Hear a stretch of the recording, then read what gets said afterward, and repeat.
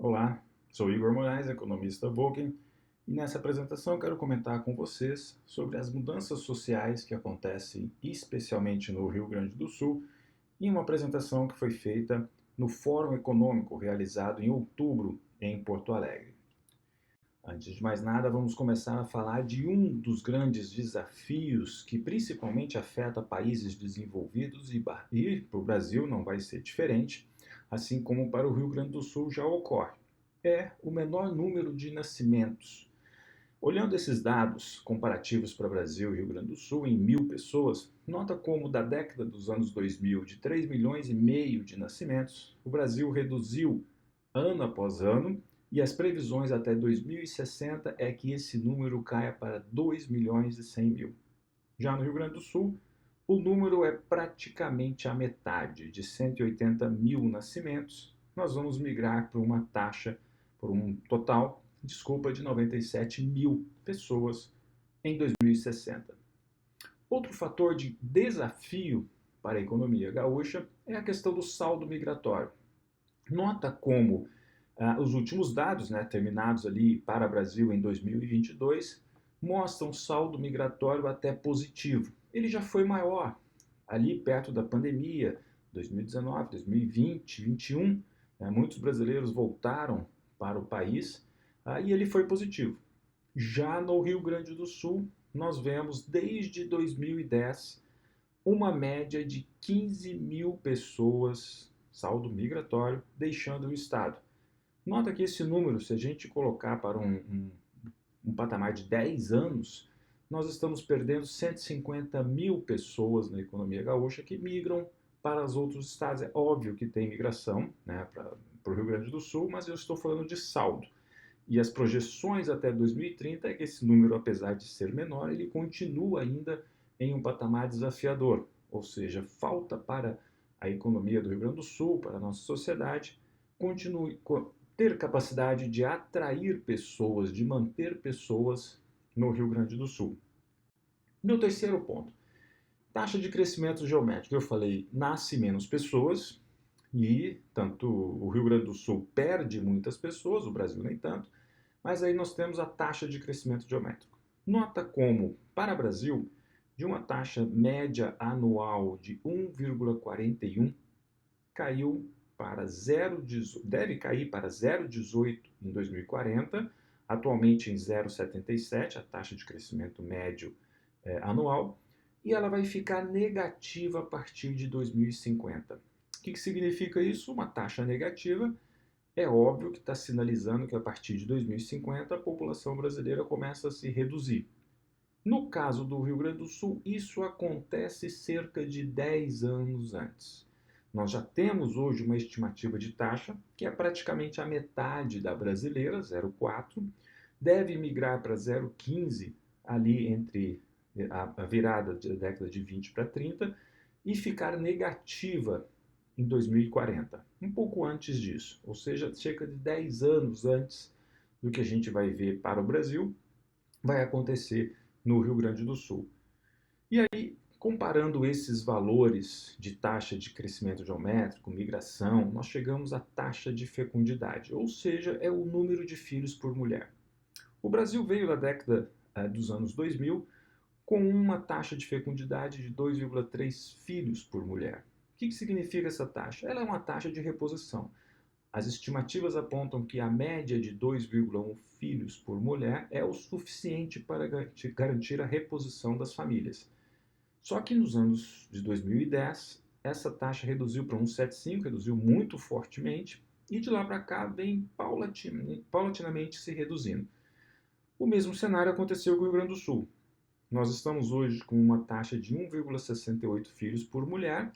Essa taxa deve se manter até 2060. Nota que não é uma taxa que é suficiente para garantir a reposição da população. Bom, outro grande desafio, e talvez esse seja o mais importante, índice de envelhecimento. O que a gente nota é tem menos nascimentos, no caso do Brasil e Rio Grande do Sul. No caso do Rio Grande do Sul, uma migração negativa, a população cresce menos e nós temos menos filhos por mulher. E aí vamos para o índice de envelhecimento. As pessoas estão vivendo mais.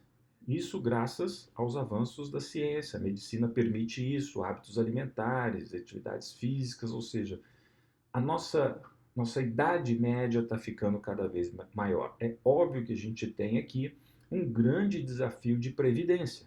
Tá? As pessoas vão precisar trabalhar muito mais para poder se manter num período final de vida também muito mais longo.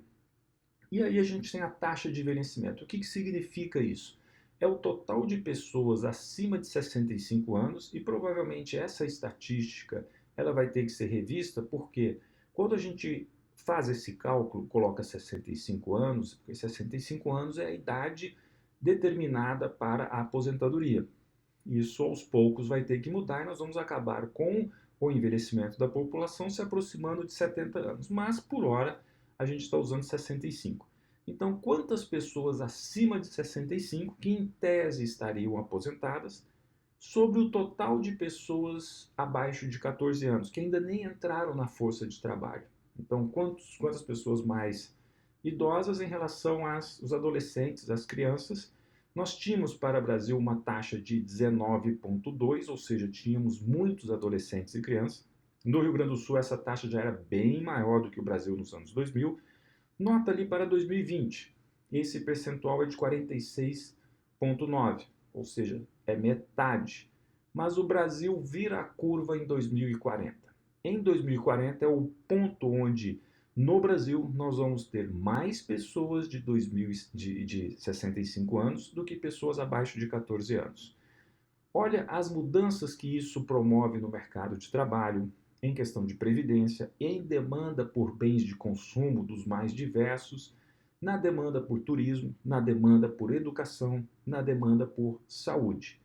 E agora olha o Rio Grande do Sul. Assim como as outras estatísticas que eu apresentei aqui, no Rio Grande do Sul isso ocorre 10 anos antes. Em 2030, nós vamos ter um percentual um pouquinho maior de pessoas acima de 65 anos do que as pessoas abaixo de 14. A pergunta é: nós estamos prontos para esse tipo de mudança? As cidades estão prontas para esse tipo de mudança? Porque a demanda por uma pessoa acima de 65 anos é muito diferente de uma demanda para pessoas abaixo de 14. Isso envolve, como eu comentei antes, não apenas a questão de saúde principalmente, mas tu tem uma troca de investimentos entre educação para saúde. E a questão do turismo, a questão do lazer. Qual é o lazer de pessoas abaixo de 14 anos? É muito diferente de pessoas acima de 65 anos. As nossas calçadas, ou seja, a nossa sociabilidade, ela está pronta para isso? Os prefeitos deveriam olhar esse ponto com detalhe, porque as pessoas acima de 65 anos têm uma demanda por mais qualidade de vida nas cidades. E isso tem uma modificação, e aí as projeções que se colocam aqui elas trazem para o Brasil até mais ou menos 2050 que nós vamos atingir o pico de população de 233 milhões de pessoas. E ali em diante começa a reduzir. Olha, nós estamos em 2022, não está muito longe. Estamos falando de 18, 20 anos à frente. Isso passa muito rápido. Há 20 anos é um tempo muito curto para promover todas as mudanças estruturais que precisariam ser feitas para atender a essa mudança de demanda social que temos pela frente. No Rio Grande do Sul, o nosso pico populacional, pasme, vai acontecer daqui a 10 anos, em 2032, para um total de mais ou menos 11,8 milhões de habitantes. A partir dali, a população cai muito rápido. Nós vamos até 2060 numa população de 10,9 milhões, ou seja, em 2060 nós vamos ter a mesma população de 2010, de 50 anos antes. Bom, quais são as implicações que eu gostaria de trazer para vocês sobre isso? A primeira delas é o desafio da previdência social, né? Olhando aqui da esquerda para a direita. Segundo, migração para cidades com melhor ofertas de bons serviços hospitalares. As pessoas acima de 65 anos querem um atendimento de mais qualidade e que seja mais rápido. É importante que a gente reavalie a oferta das escolas, não só pela localização, porque existe um processo migratório interno dentro do Estado, mas pelo tamanho dessas escolas. E aí a gente pode usar tecnologia. Big Data tem muitos dados sobre isso e inteligência artificial, para reestimar os pontos ótimos das escolas de melhor atendimento da população abaixo de 14 anos. Nós vamos ter uma acessibilidade, tranquilidade, diversão, atividades ao ar livre, vai ter mais demanda por isso. Nós vamos ter mais demanda por outros tipos de bens e também de serviços. E, brincando aqui um pouco, nós vamos continuar produzindo fraldas, mas provavelmente vão ser fraldas geriátricas. Bom, passando um pouco do desafio populacional, eu quero migrar para o desafio econômico. E a indústria? E a indústria gaúcha? Bom, o Plano Real não foi muito saudável para a produção industrial brasileira.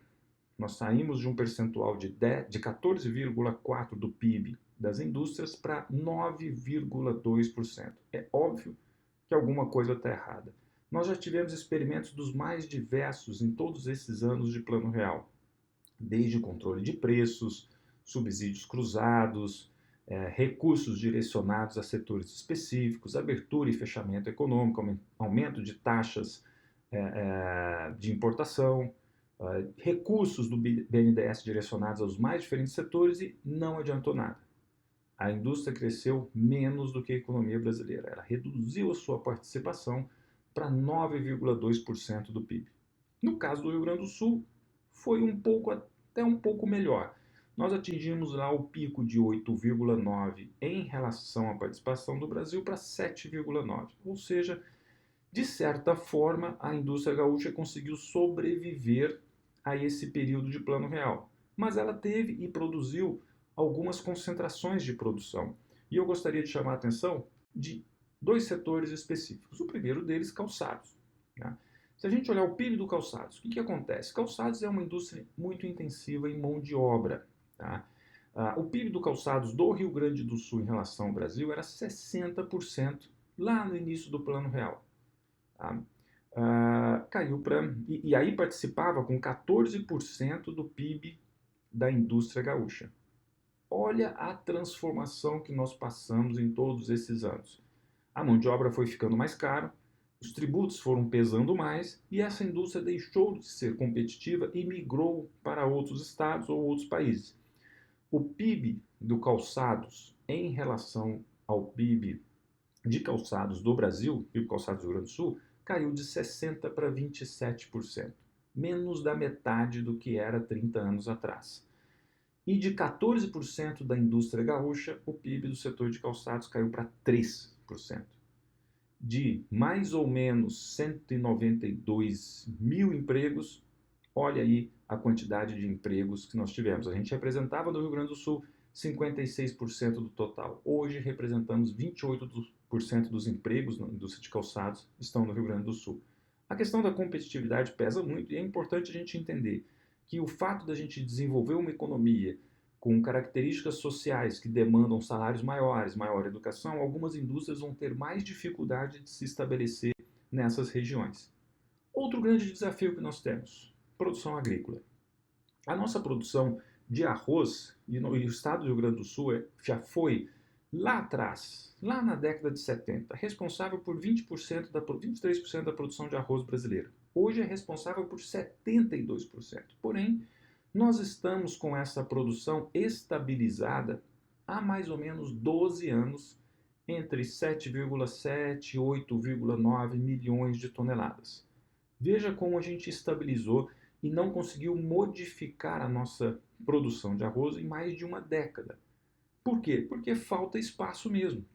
A única coisa que a gente consegue ganhar é produtividade.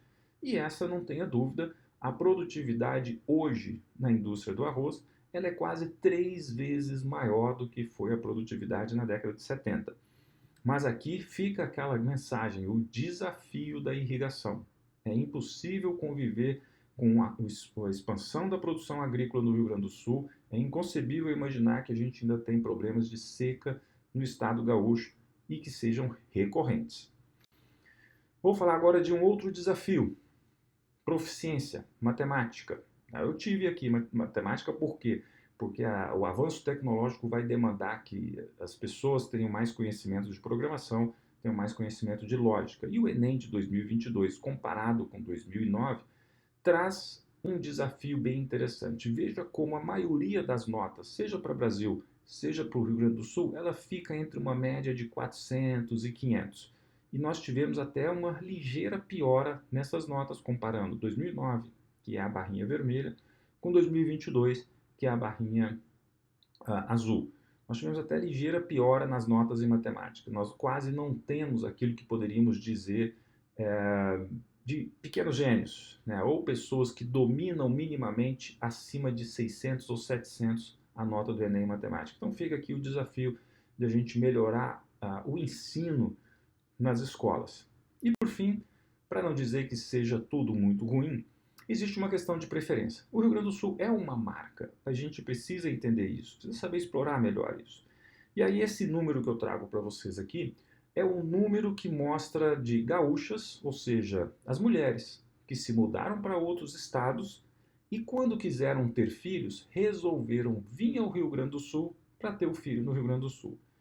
Nós tivemos 8.000 nascimentos, lá em 2003, 2004, foram 8.000 nascimentos no Rio Grande do Sul de mães gaúchas que não moravam no Rio Grande do Sul.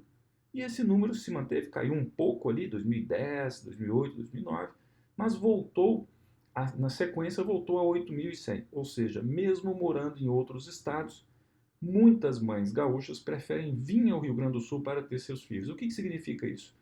Eu quero ter meus filhos perto da família, eu quero que meu filho seja, no registro de nascimento, seja Rio Grande do Sul, ou seja, o Rio Grande do Sul é uma marca. O Rio Grande do Sul é visto por todos, não só pelo gaúcho, como um estado muito próspero, um estado muito bom para se ter, inclusive, no registro de identidade. O que está faltando para nós é explorarmos um pouco mais isso e entendermos o seguinte: tem desafios importantes pela frente e a gente precisa enfrentar esses desafios porque a economia gaúcha dos próximos 30 anos não vai, e a sociedade gaúcha não vai ser igual a que foi do passado. Nós teremos uma característica de produção industrial diferente e uma composição social bem diferente. E os nossos governantes precisam se atender muito a isso para que a gente colha todos os benefícios do passado dessa marca que se chama Rio Grande do Sul.